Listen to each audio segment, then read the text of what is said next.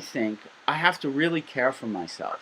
I have to really take good care of myself. And if I don't do that, especially in today's world, um, I, no one will take care of me, and bad things will happen to me. But actually, when we do care and love for others, it's funny because we actually oftentimes find that those are the peak moments in our life.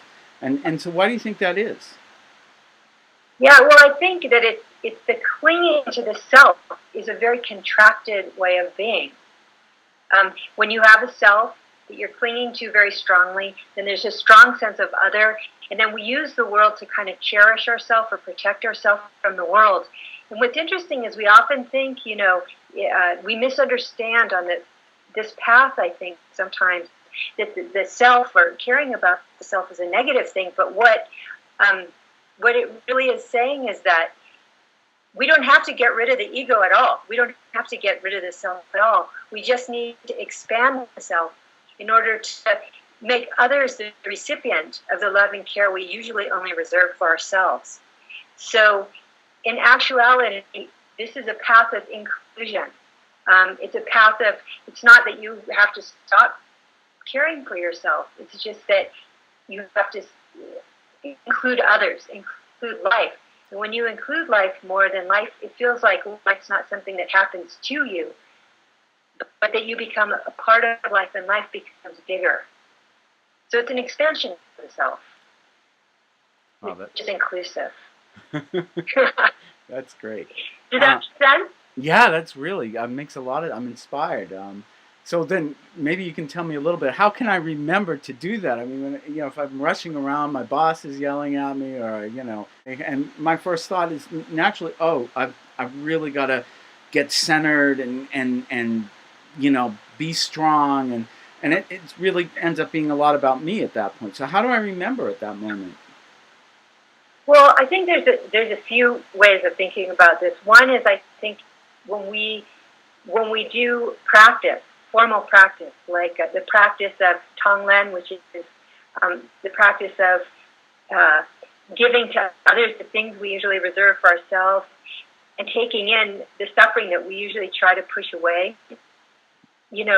We're habituating ourselves to being softer and more open and more inclusive.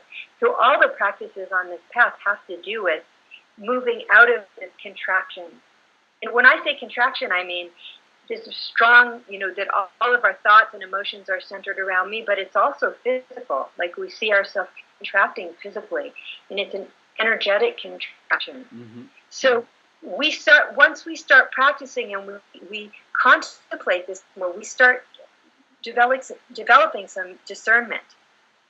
We start looking at cause and effect, what creates happiness and what creates suffering, and it becomes much easier because it becomes more habitual. So when you're in that kind of situation, you stop shutting down so quickly.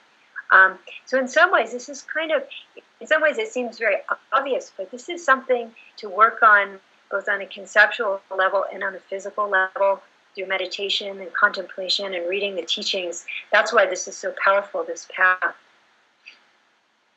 Yeah. Like I was just saying before, Shanti Deva said in his great text, very famous text called The Way of the Bodhisattva, he says, we have this immediate response, like our body, we have appendages on our body, like our arms and legs. And when something happens to our foot, like we hurt our foot, we immediately go to grab our foot and try to make our foot feel better. In some ways, then we have to make it a habit to do that with other beings. Mm-hmm. And this brings our mind into a very light and open and loving place. So in some ways, we start to see this is taking care of ourselves. Mm-hmm. Like the Dalai Lama says, if you want to be selfish in an intelligent way. Mm-hmm. And I think what he's saying is that if you want to feel good, if you want a place of rest for your mind, then practice caring for others and including others in this realm of care you usually just tighten around for yourself.